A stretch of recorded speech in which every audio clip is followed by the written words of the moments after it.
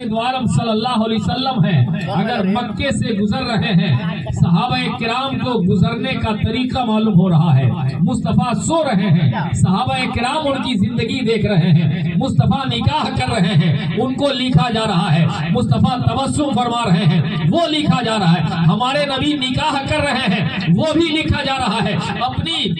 بناتے طیبات کا نکاح کر رہے ہیں، وہ بھی لکھا جا رہا ہے، صحابیات کا نکاح ہو رہا ہے، وہ لکھا جا رہا ہے۔ اب آپ سے ہم پوچھیں کہ نبی چل رہے ہیں، لکھا جا رہا ہے، ان کا پانی پینا لکھا جا رہا ہے، ان کے رکوع کو لکھا جا رہا ہے، ان کے سجدے کو لکھا جا رہا ہے، ان کا ہر عمل لکھا جا رہا ہے، بڑے بڑے دنیا میں لوگ چل رہے ہیں، کوئی لکھنے والا نہیں ہے، لیکن یا رسول اللہ آپ کا ہر عمل لکھا گیا ہے، وجہ کیا ہے؟ مصطفیٰ فرماتے ہیں اے لوگو تمہیں معلوم نہیں ہے، اگر میرے چلنے کو نہ لکھا گیا ہوتا تو تمہیں چلنے کا طریقہ معلوم نہ ہو پاتا، اگر میرے پانی پینے کو نہ لکھا گیا ہوتا تمہیں پانی پینے کا طریقہ معلوم نہ ہوتا، اگر میرے نکاح کرنے کو نہ لکھا گیا ہوتا تو تمہیں نکاح کرنے کا طریقہ معلوم نہیں ہو پاتا۔ یہ تو میرے نبی کی زندگی جو ہمارے لیے اور آپ کے لیے نمونہ ہے، سرکار دو عالم صلی اللہ علیہ وسلم ہے، جب آپ نے نکاح فرمایا نا، نکاح فرمایا تو کتنا سادہ سمپل نکاح فرمایا، اسی لیے اللہ کے نبی جناب رسول اللہ صلی اللہ علیہ وسلم نے مسجد کو سب سے بہتر جگہ قرار دیا۔ نکاح مسجد میں ہو تو سب سے بہتر ہے، سب سے بہتر ہے، اور اللہ کی نظر میں روئے زمین میں سب سے اچھی جگہ کا نام مسجد ہے، اور سب سے بری جگہ کا نام بازار ہے، سب سے بہتر جگہ مسجد ہے۔ آج ہم لوگوں نے مساجد سے اپنے آپ کو بھی دور رکھا ہے، اور نبی کی سنت نکاح کو بھی ہم نے مسجد سے باہر کیا ہے۔ یاد رکھیے نکاح اگر مسجد میں ہو تو یقین جانیے ایک تو وہ آلریڈی سب سے بہتر جگہ ہے، اور نبی کی سنت ادا ہو رہی ہے۔ خوشی اس پر ہے کہ ہم اللہ کے نبی کی سنت اللہ کے مقدس گھر میں ادا کرنے جا رہے ہیں، اس لیے خوشی کی بات ہے۔ لیکن آج ہم لوگوں نے نکاح کو ایسی جگہ پہ وجود میں لانے کی کوشش کیا ہے۔ آپ کو معلوم ہے حضرت آدم علیہ السلام جنت میں نکاح فرمایا، اور یہ بھی بات سنتے چلیں نکاح عبادت ہے۔ نکاح کیا ہے؟ عبادت ہے۔ اللہ نے حکم دیا نا نکاح کرو، تو اللہ کا حکم سمجھ کے اگر آپ نکاح کر رہے ہیں تو یہ عبادت ہے، اور مصطفیٰ کے طریقے کو ادا کر رہے ہیں، اسی لیے یہ ہمارے لیے سنت ہے۔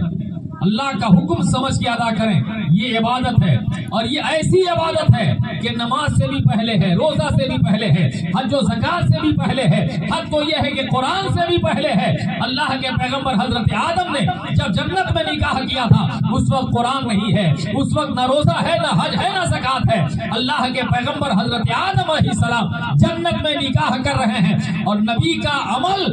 اللہ کی بارگاہ میں عبادت میں ہی شمار کیا جائے گا۔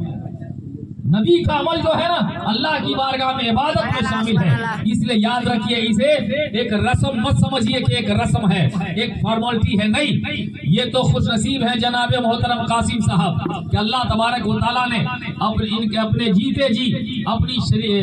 دختر نیک اپنی شہزادی کی شادی خانہ آبادی کے شکرانے سے پہلے شکرانے کے طور پہ محفل میلاد کا اہتمام کیا ہے۔ نبی اکرم کے دیوانے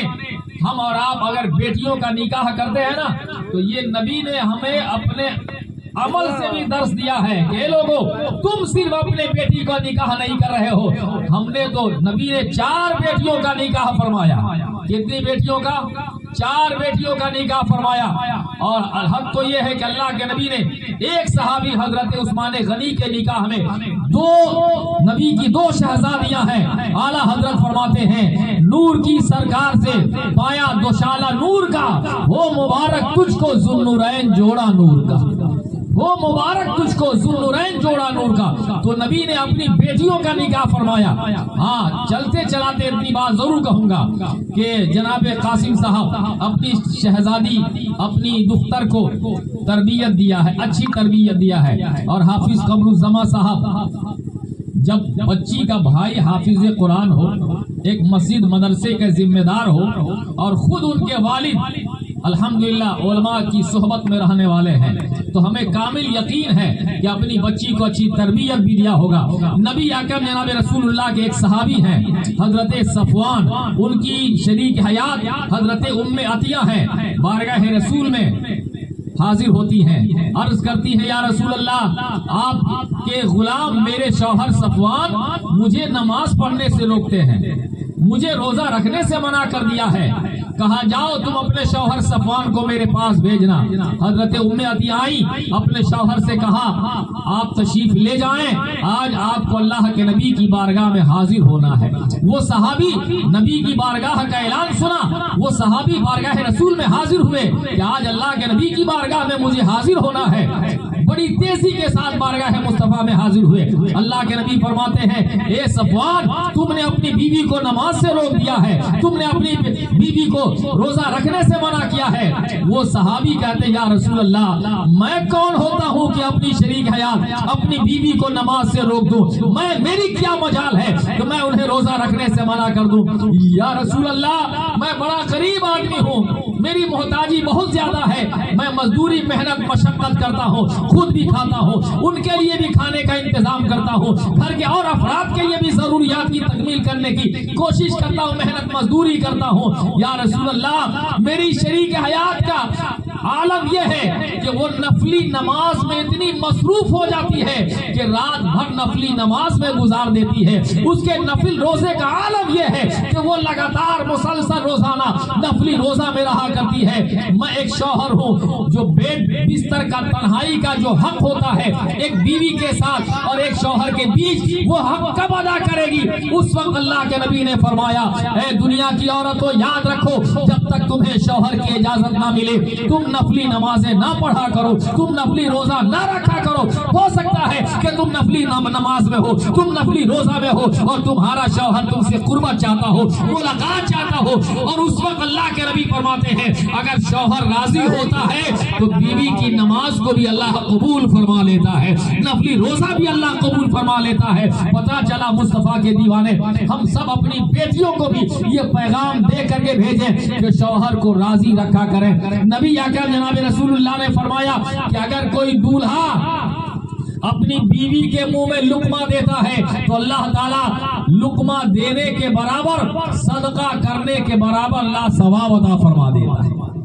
کوئی اگر کھلا رہا ہے نا صدقہ کرنے کے برابر اللہ ثواب عطا فرماتا ہے۔ آج ہم لوگ سمجھتے ہیں نا کہ بیوی ہم لے کے آ گئے بس اس کو کھلانا پلانا ہماری ذمہ داری نہیں ہے، نہیں، غلط بات ہے۔ اللہ کے نبی جناب رسول اللہ صلی اللہ علیہ وسلم جب اپنے گھر تشریف لاتے حضرت اماں عائشہ صدیقہ رضی اللہ تعالیٰ عنہا جب ان سے پوچھا گیا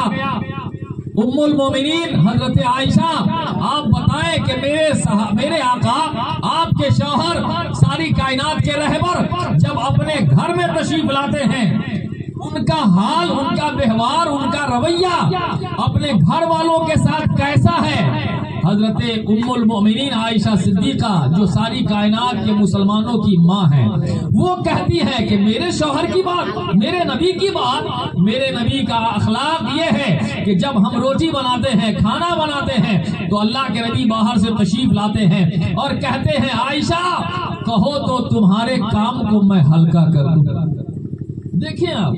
کہو تو تمہارے کام کو میں ہلکا کر دوں۔ سوچئے مصطفیٰ ہے اپنے گھر میں کام کر رہے ہیں اور آج ہمارا نوجوان سوچتا ہے کہ نہیں کھانا بنانا صرف بیوی کی ذمہ داری ہے۔ یاد رکھیے گا اگر شریعت دیکھیں گے نا، سچی بات بتا رہا ہوں، ایک بڑی باریک بات بتا رہا ہوں،